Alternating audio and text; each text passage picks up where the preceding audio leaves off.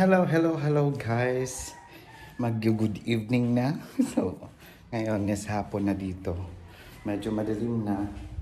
And then, yan, buti na lang kanina nakatulog ako.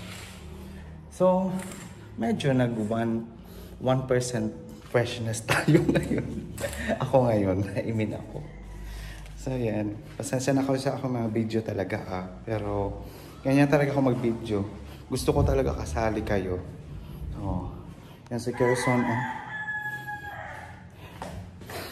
Ano din siya? Parang nag-wonder siya kung saan ako pupunta. Pero kanina, hindi ko na na-video kanina. Nandun ako sa balcony. Tapos, may dumaan na na nagtitinda ng isda. So, nakabili na ako guys ng isda. So, yan ang ating ulam. Yan ang aking uulamin ngayon. Ngayong gabi, isda. Yan merong mga isda, ganyan.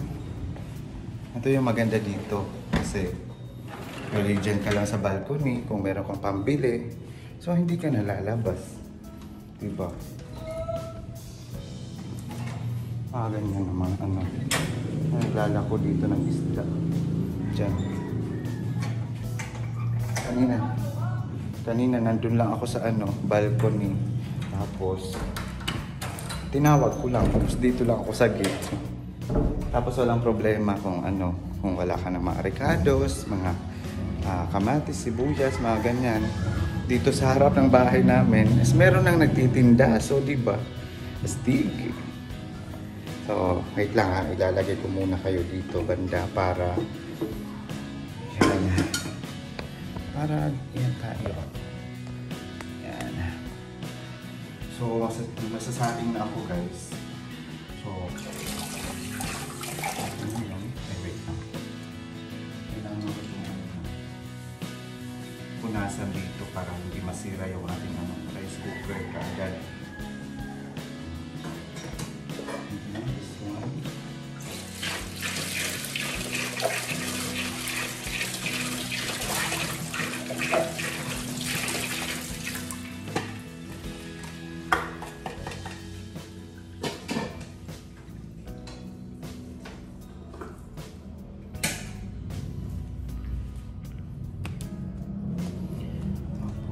Next is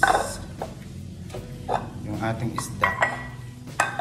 Yung aking isda is lilinisan ko para okay na, diba? Meron pa akong konting juice, so pwede ko na itong mamaya ay initin ko muna siya, tapos okay na.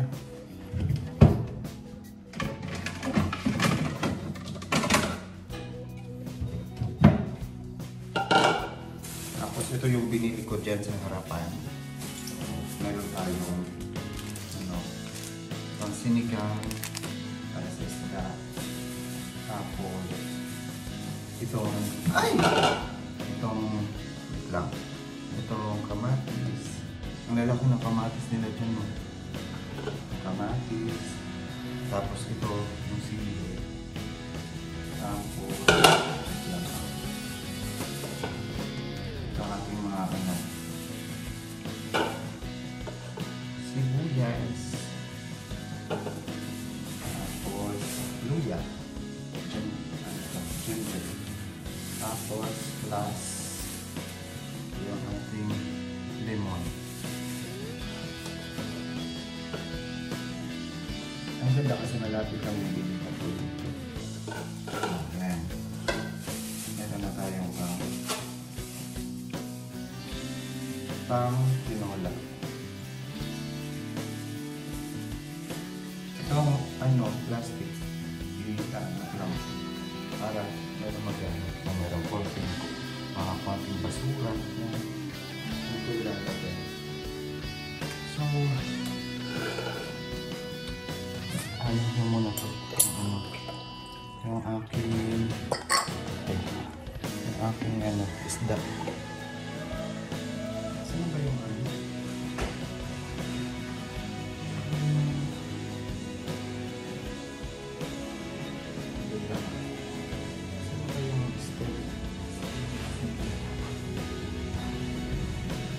Hanapin muna natin yung ano guys. Yung stainless na. Ayan. Asan mo din? Ito.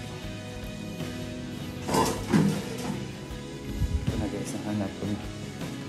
Para hindi tayo magsayang ng tubig, diba? Tapos, ito pala yung ano, isda na nabili ko. Ang dami, oh. Dami. Only for 100 peso. Ang dami. Ang dami talaga. So, sold na. Sold na talaga yung ano, yung 100 pesos mo. Yung yuko ako kasi yung ano, yung aking cellphone. Yung ating camera. So, yan, medyo malayo kasi. Yan. Para makita mo.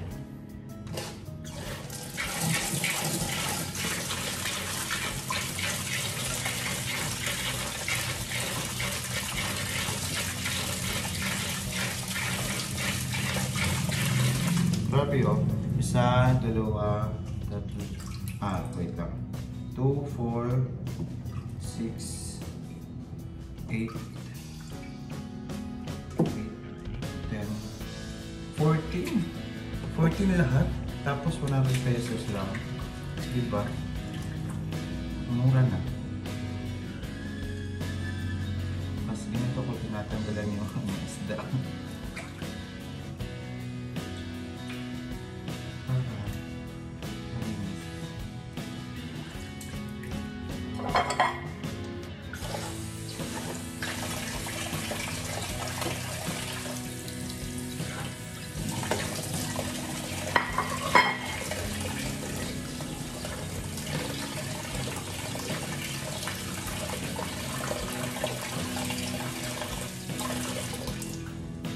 So, yan.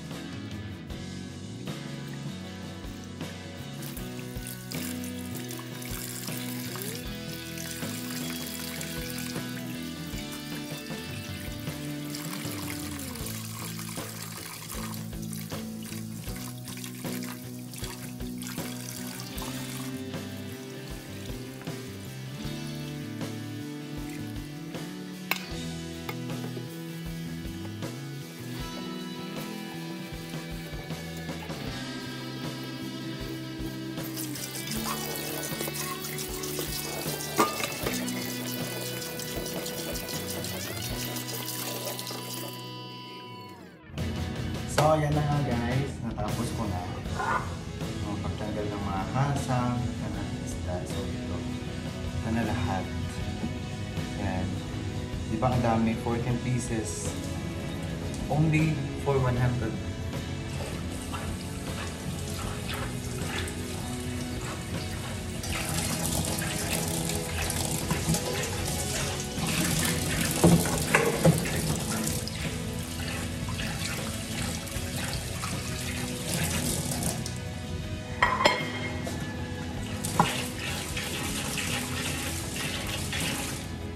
Ang ingay ko talaga pag nandito ako sa kusina.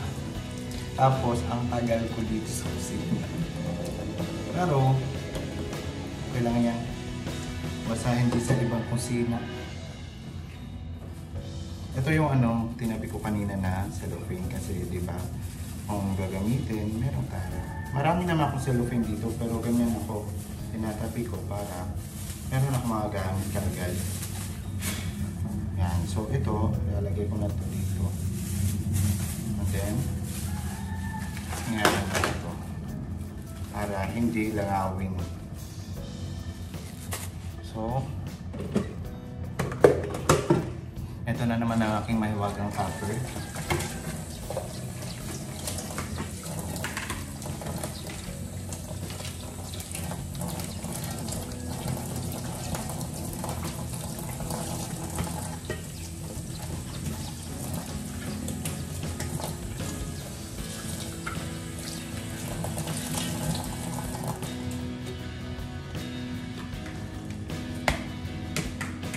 So, kung napapansin nyo, palagi akong merong topper. Pero, for me kasi, mas maganda na lang na meron kang mabubunot para na, I mean na mabubunot na meron ka pang makukuha.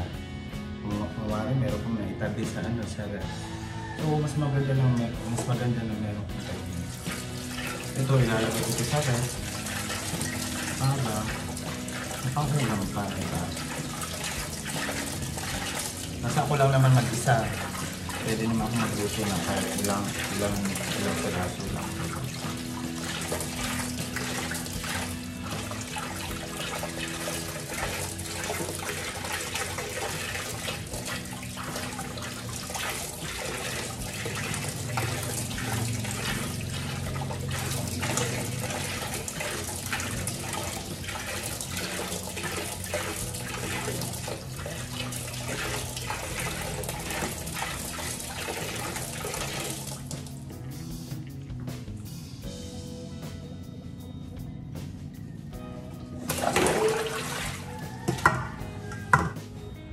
So yan, nahati ko na yung ating lulutuin ngayon. Ito yung ilalagay ko sa ref, di ba? Kung lalaki, ilang peraso. Tapos ito yung aking pre-prituhin and then mag-tool.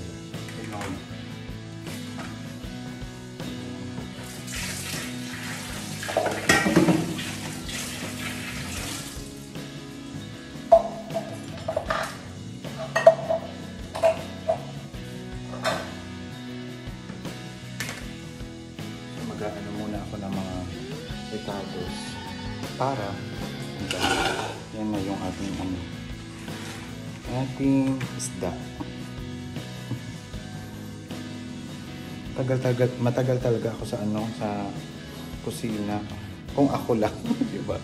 Matagal ako kasi gusto ko hindi rush ang lahat.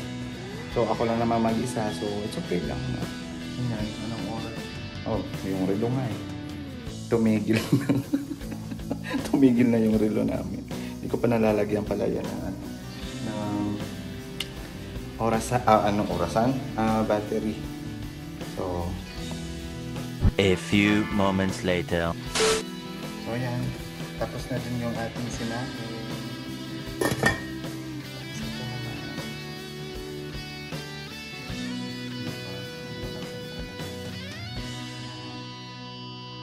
Let's go. So yan. Isisimulan natin sa ating para sa tinola. Dito mo na lang ilalagay yung mga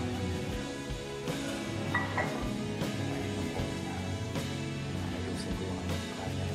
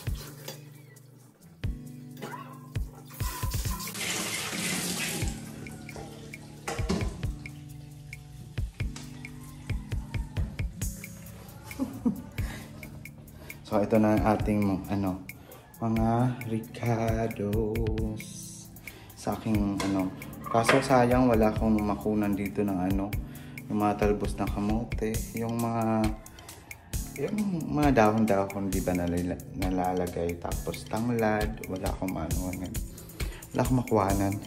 So ngayon is magpapainit ng tubig dito sa ating heater para mas madaling kumulo yung ating paglulutuan ng ating tinola. Diba? Para hindi tumagal. So antayin ko lang muna na kumulo yung ating sa heater. Ayan. So ayan. Diyan ko kayo linagay para kita-kita talaga. Kung alam ko na hindi pa malinis o marami pang kalat, pero wala tayong magagawa. Yan yung katotohanan na nagaganap. So, pero soon, di ba, maayos ko din yan lahat. So ngayon, habang nag-aantay ako ng ng tubig na mainit, so hahanapin ko muna yung lulutuan natin.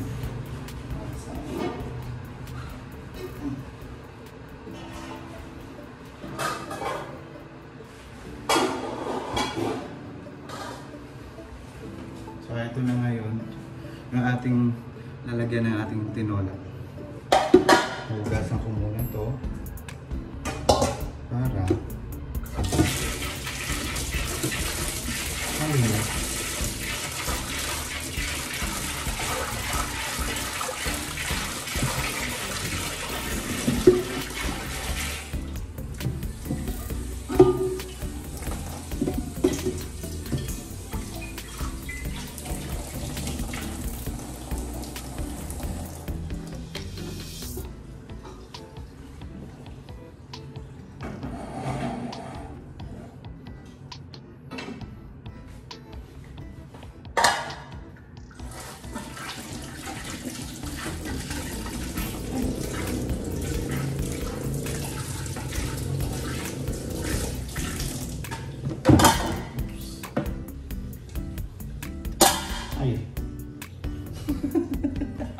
parang nagdadabog lang sa kusina. So ayan. Wait lang. Okay na ang ating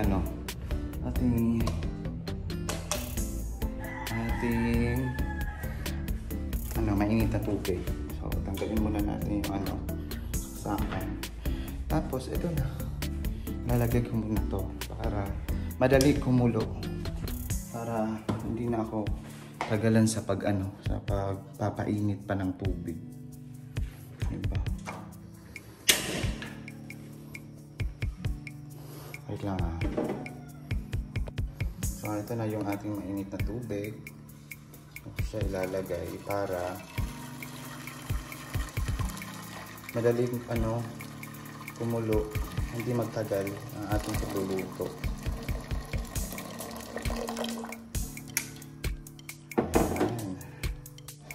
So yan, diba?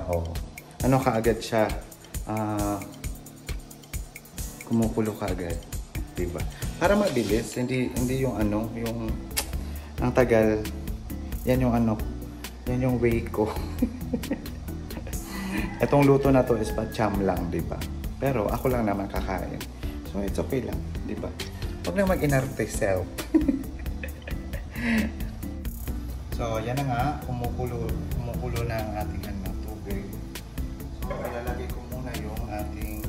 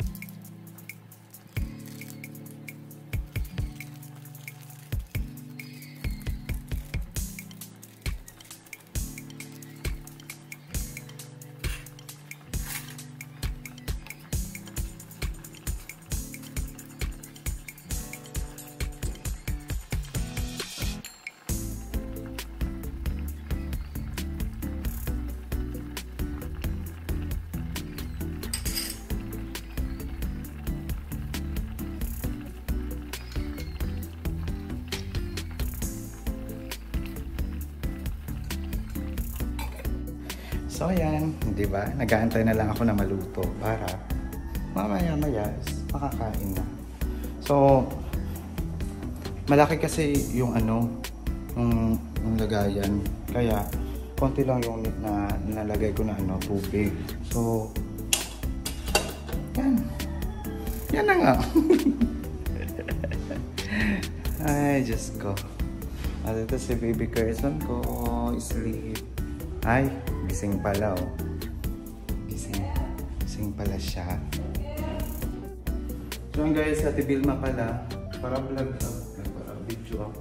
So Ate Vilma pala, may problema siya ngayon guys. Kasi yung asawa niya.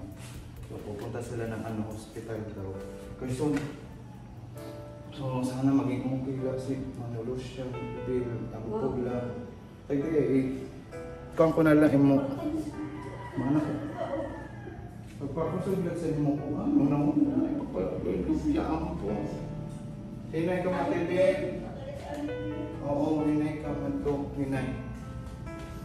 Guys, nabigla ako. Sabi lang niya na wait lang, bababa ko itong pasaway na to. Sabi lang niya, pag mag-online yung anak niya, is message ko daw. Kasi friend ko yung yung anak niya. Friend ko sa sa Facebook. So, akala ko sana maging okay lang si Manolo siya. Diyos ko Lord. Tapos sabi pa nga, parang medyo nahihirapan na. So, sana hindi. Masunog na tong ko. Mamaya ay kikwento ko sa inyo.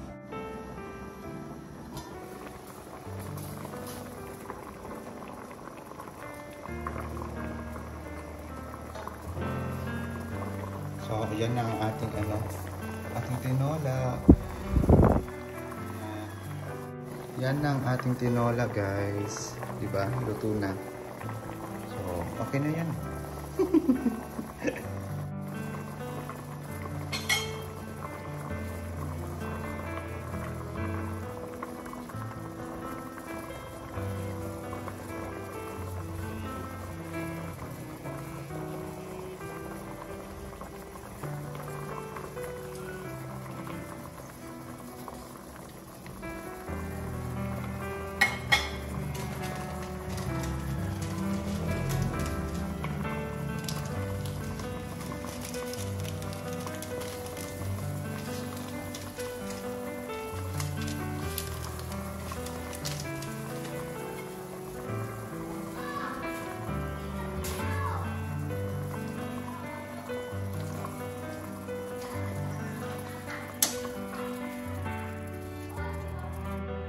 So, yan na guys, ang ating tinola. Tapos na. And then, pinatay ko na yung stove.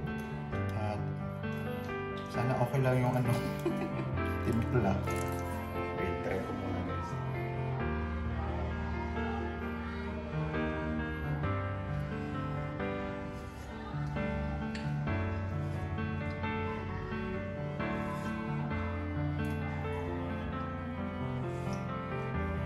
Yan, okay na guys.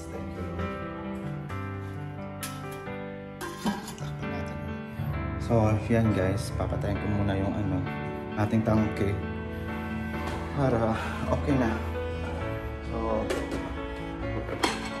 ito na guys, ilalagay ko muna to sa sa ref.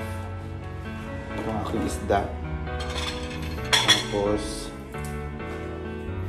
itong mga ricados na iba. Yan. Lalagay ko muna to sa taas. At least, tapos na yung ating sinaing. Tapos na din yung ating ulam for tonight. Diba? Tinola. So, may sampalok. Sampalok na powder. So, ito na ako dito sa may ref. Tapos, wait lang kasi, ililipat ko to. Dito banda. Ayan. Ito na ating isda. Nalagay ko na yan dyan. Oh, that's it. Thank you Lord. Kasi meron akong makakain mamayang gabi. Siyempre, I'm proud to myself. Because even if I'm alone, I can do it. Pag gusto kong kumain ng tinola, tinatry ko talaga lahat na, siyempre, kaya-kaya natin yan kahit tayo lang mag-isa. Hindi natin pwedeng i-ano sa iba. Kasi, di lahat ng oras, nandyan sila. Diba? Marami namang, ngayon, way. Meron na sa YouTube, malalaman mo na kung paano magluto na, ganyan. Pero, oo nga, kung sasabihin ninyo na na walang internet yung iba, kaya nga, pag may time na meron kayong internet, kagaya ko, nagda-download ako, dina-download ko yung mga importanteng video, kagaya ng pag-aadobo, sa pagluluto. So, yan nalalaman ko kahit wala akong internet o pwede namang ma-download yan. So, yan ang ating video. So, that's it talaga guys. So, yan yung yan yung ating video for today. So, mamaya balikan ko kayo guys. Medyo na ko nakikita ko dito sa balcony sila Ate Vilma. So medyo parang nadadala ako sa nila. Mahirap talaga na merong tao or kapamilya mo na nagkakasakit, di ba? So medyo na ako kasi wala naman akong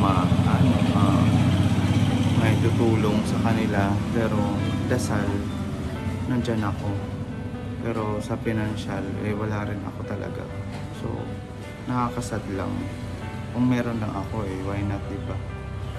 Pero yan, wala akong magagawa. Magpapray talaga ako na sana maging okay lang. So, siya. Yan ang sa tibig mo. So, nakapink. Yan.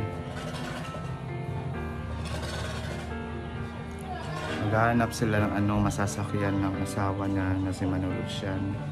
So, ang hirap talaga guys, kasi dito sa amin, medyo ilang minuto pa pag commute or mga 45 minutes pa bago marating ang city. Pero depende yun sa patakbo. Pag commute talaga, medyo talaga, matagal. Siyempre, ilang baryo o barangay yung dadaanan bago mo marating yung city. Pero pag single or motor lang, depende yun sa patakbo nyo. Pero mas mabuti na lang na wag mabilis kasi darating ka naman dun Pero kung ganyang emergency, siguro yung na lang nila, yung service ng barangay yung tatawagin nila para maihatid sila dun sa hospital daw. Kasi yung kwento pala, kung paano yung asawa ni Ate Vilma, yung nahihirapan siyang huminga kasi meron siyang na-hospital na siya noon. Tapos yung okay na siya, nakauwi na siya noon. So bumalik na naman sa pagtatrabaho guys, yung pagkokopra. Tapos yung siguro binat na naman sa hirap ng buhay talaga nila guys. Yan yung yan lang yung pinagkakakitaan talaga nila. So di ba, parang sana talaga maging okay lang si Manolo Sian. So in Jesus name, sana maging okay lang si Manolo Sian talaga. Kawawa sila Ate Vilma talaga. Di ko ma-imagine talaga kung talaga, kung ganyan lang. Pero alam ko naman nandyan si Lord sa kanila at gagabayan sila talaga. Magiging okay ang lahat. So, ayan. Akala ko kanina kung na. Kasi hindi ko na hindi ko in-expect na pupunta siya dito. Tapos yan. Doon lang naman yung bahay nila. Naglakad din siya papunta dito para lang sabihin na kong mag-online yung anak niya is sabihin ko raw na nandun yung yung papa niya sa hospital. Ang hirap niya, no? Sana maging okay lang sa Malaysia tayo. So, yan guys. Medyo bumaba yung energy ko. Kasi si Manolo siya talaga is siya yung natatawag ko dito. Kung meron ako noong papagawa dito. Kung ano lang, tinutulungan nila ako. Yan. So, sana maging okay. Sana maging okay na at least. So yan guys, ang ating video muna. So syempre, balikan ko na lang kayo. Thank you so much for watching. So, yan na nga guys. Kain tayo sa ating video. Wala pang tubig. Tapos si Curson yun, kumakain ng kanyang dog food. So, sabay na naman kami. So, yun lang ang ating yan, nagkani mainit pa. Tapos itong sabaw, yan, hindi nyo nakikita. So, yan. Ito guys, kain tayo. So, yan, thank you so much for watching my video. And yan, magkikita tayo ulit sa aking video. So, yan guys, i-end ko na. Ano ba din? May effect tayo ng usok ng ating rice and then ng ating sabaw. So yan, so sana hopefully soon kita ulit tayo sa aking video at maraming salamat sa panonood at syempre yan, please subscribe to my YouTube channel at yan, please pa-comment kung taga-san kayo or saan umaabot yung video ko. Please comment kung napanood nyo tong video ko. Shout out ko kayo, please. Thank you so much for watching and God bless as always. At syempre, mag-iingat ka palagi. Love you.